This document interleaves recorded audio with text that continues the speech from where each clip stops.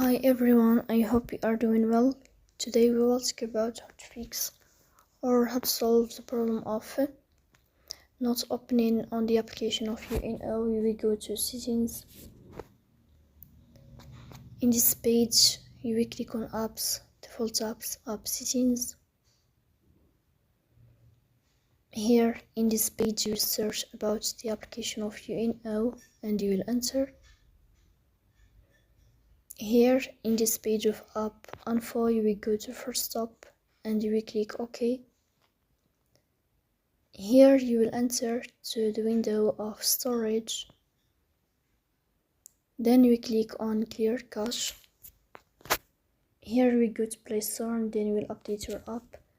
So that's all. Don't forget to support us by like and subscribe.